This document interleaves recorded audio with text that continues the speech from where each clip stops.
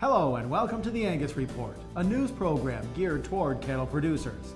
I'm Bob Cervera. And I'm Paige Wallace. From American Angus Association headquarters in St. Joseph, Missouri, we bring you the week's top headlines, including a look at the Department of Labor's proposed child labor rules and what it could mean for farm families across the country. A DNA selection tool is making its way to commercial cattlemen.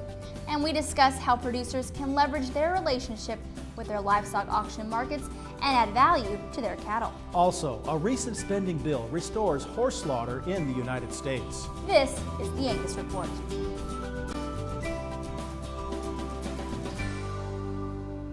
Our top story for the week, child labor rules proposed by the Department of Labor had thousands of farmers and ranchers rallying together during the final days of November. The deadline to submit comments on the rules ended December 1st. Now, if enacted, the proposed rules could significantly change what it means to be a farm kid. No longer would children younger than 16 be allowed to operate power-driven equipment, among many other restrictions. Also, to be qualified for farm work, children would be required to complete at least 90 hours of classroom instruction. For now, we wait to see what the federal government decides. A new DNA test for marbling and post-weaning growth will soon help cattle producers better hit the high-quality beef target. The tool, called GeneMax, will debut in early 2012 and will be made available under a development agreement between Angus Genetics Incorporated and Pfizer Animal Genetics.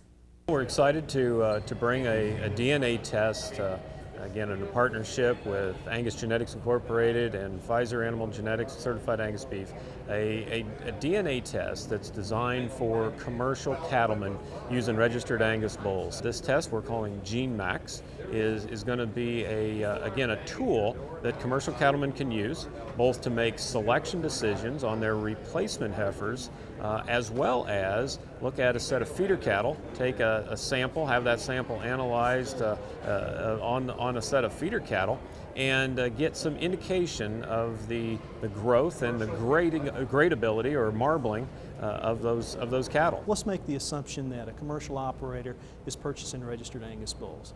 And I'm going to further make the assumption that they're using a profile of EPDs to make that purchase decision from their supplier.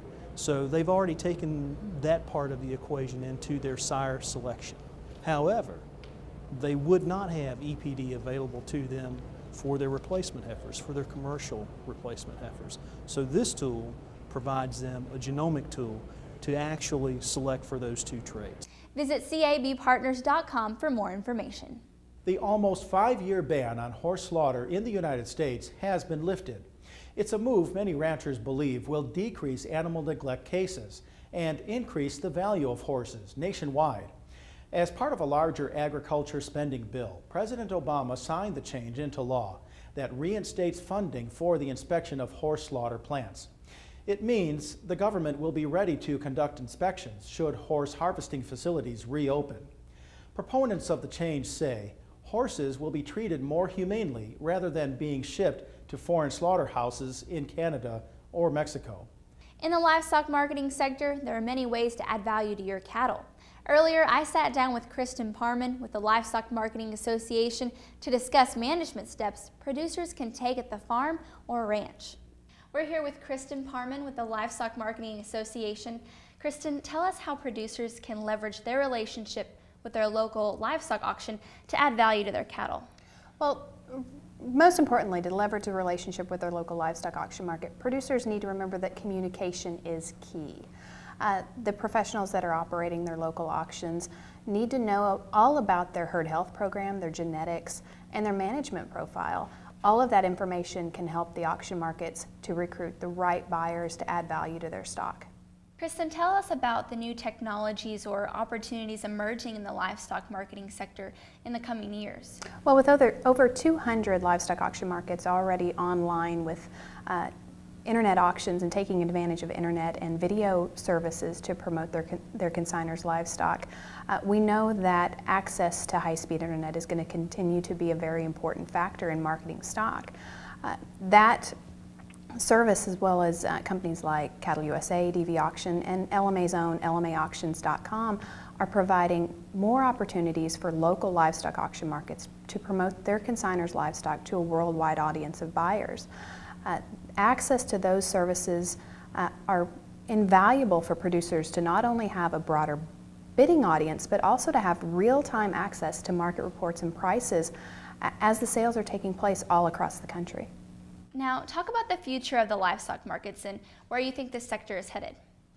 Well, livestock auction markets are traditionally a very important part of the beef industry, as well as to livestock producers and local communities. Each year, nearly 33 million heads of cattle and calves sell at auction. So with the amount of volume that's moving through auction, we're going to continue to be important to the beef industry. But more so, they're going to continue to be a critical element because livestock producers depend on the services that they've grown accustomed to finding at their local livestock auction. That peace of mind, along with all of the other services that our livestock auction markets provide their customers, will continue to carry them forward into the future as a continued critical part of the beef industry. Okay. Well, thank you for joining us, Kristen. We look forward to the future of the livestock marketing sector. For more information, visit lmaweb.com to learn more. When the Angus Report returns, we look at cattle grids and how they improve consistency. Plus, Glenn Dolezal discusses how the industry has made progress in growing demand together.